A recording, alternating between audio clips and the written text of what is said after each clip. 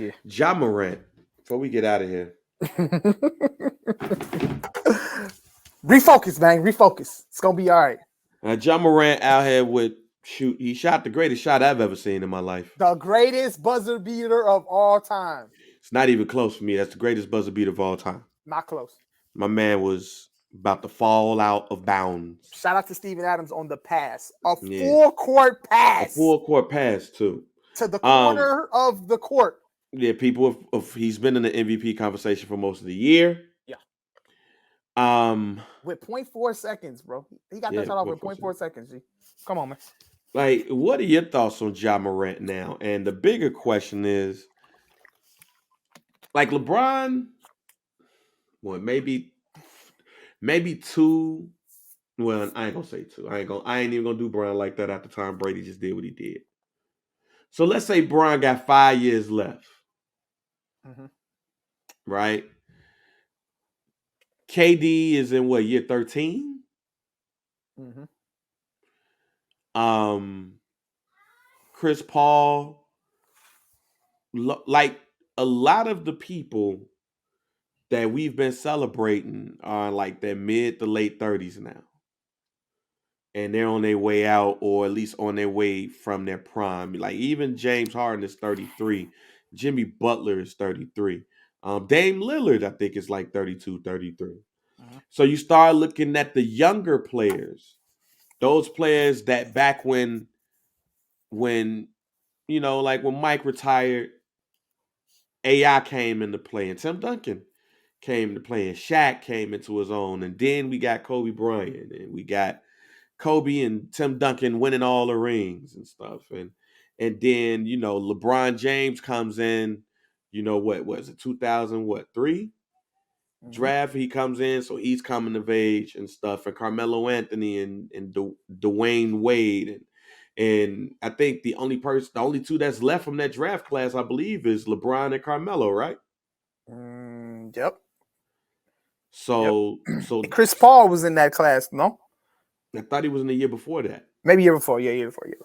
But either way, you know, they're getting older. Yeah. And even the KDs and the James Hardens and Russell Westbrooks, you know, are getting a bit older. AD didn't turn out the way people thought he was going to turn out. I don't care what nobody said.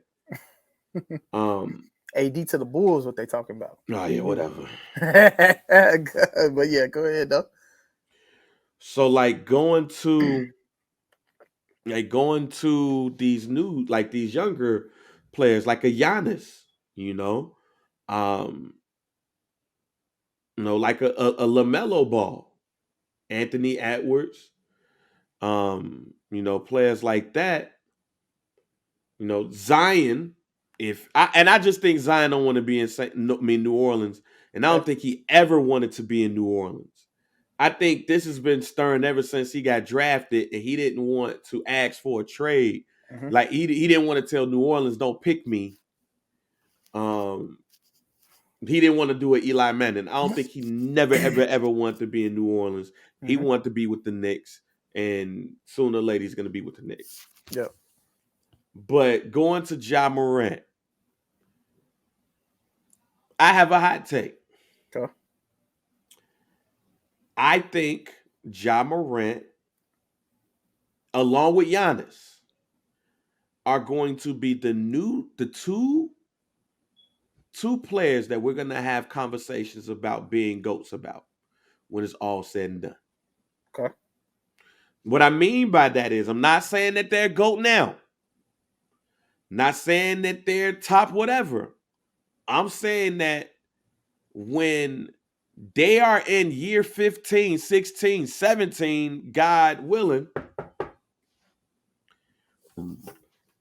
my sons and your daughter and the young folks are going to say, they're going to talk about Giannis and Ja Morant in the same light as people talk about people in their eras being the greatest of all time.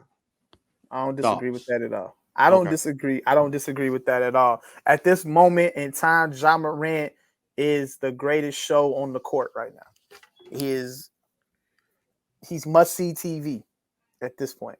Right. And when we talk about Ja Morant, he gets the Allen Iverson comparison, he gets the Derrick Rose comparison, and fair enough because their games are very similar. And as long as they stay healthy, I want to make sure that's as long as they stay healthy, especially with Ja Morant. With Ja Morant being the size he is, like he kind of like matches up size-wise with Derrick Rose, but he also does the same type of things that Allen Iverson did, same things Derrick Rose did. And obviously, Derrick Rose was more injury. He suffered, injuries, and they played, sort of the same styles, small ball, but flyer at the rim, gets to the rim, everything like that, high jumpers and shit like that. And, that's when you watch that, you obviously don't want to see the injuries, but in comparison, that's must-see TV shit right there. Yeah. And when AI did it, he played an MVP status. When Derrick Rose did it, he youngest MVP. You know what I'm saying? So it's beautiful to see, man. It's good to see. And you at this moment in time, yeah, Joe, he's in the MVP conversation. If he continues to play like this, and at the end of the day, he continues to keep his teams in contention, to make runs in the playoffs, he's going to be mentioned in that light. He's going to be mentioned with the great ones, when it's all said and done. When it's all said and done, I have no disagree with anything you said. And the thing is when he came, I wanted to say this year one. I actually wanted to say this year one, but I was like, you know what? Let me wait and hold off. But I want to say this year one. I remember seeing him in the tournament. Mm-hmm. The first game in the tournament, he yammed on somebody nasty. Yeah. And I was in my office like, damn. Mm-hmm. I was like, when he gets to the league, Buddy ass gonna be special. Yeah. And we got to the league. I think what overshadowed it is how popular Zion Williamson was, mm-hmm. and that he wasn't playing. And let me ask you this. Go ahead. Does that help his case right now? Is it kind of like a good thing when it comes to him being MVP talk that there's no Zion Williamson right now? At this point, no. Because when you look at it, when they're going to compare, when you look at it, they're going to compare those two. Because people say if Zion wasn't hurt half the season, I think he would have won Rookie of the Year. No, so he light years ahead of that shit at this point. I think that shit's a wrap officially. Okay. Because I think Zion is the one who's taking himself out of that. Mm-hmm. Because when Zion came back, he was a beast. 27 points. He was playing elite basketball. I forgot how many of the other shit, but I know he was averaging 27. He was a beast. Yeah. And last year, like, Ja was dealing with some injuries too. Mm-hmm. But he was still killing. But this year, I believe that comparison is now done and they'll be on equal footing because technically he's done it for 3 years now. Like I think the most pressing issue is where Zion is going to play in the next year or two. Because again, I think a lot of this is injury, but I think a lot of this is I don't want to play for them. Mm-hmm. So I think I don't think Zion is going the way of Greg Oden and Sam Bowie. I don't think that's going to be the case. I just think now, matter of fact, I'll use the 84 draft for an example.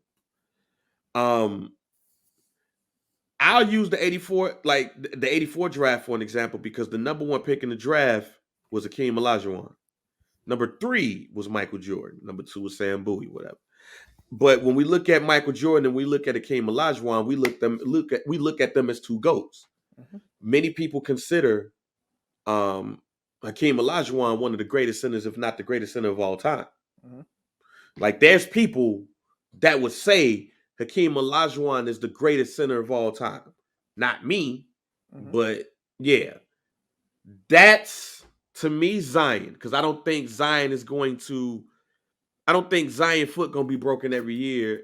And then next thing you know, he's an assistant high school coach. At the end of the day, Zion knock off that weight, he going to have Yeah, that's what I said. I don't think it's that. I just think He it's just good. the injury. I don't think again, I don't think it I mean, if anything, it's more Joel Embiid more than anything. Once Yeah. certain things come into play, boom. I don't think this is a Odin thing. I don't think this is a Sam Bowie thing. Yes. Where I mean, I don't well, let me not say Sam Bowie, because Sam Bowie played over 10 years in the league.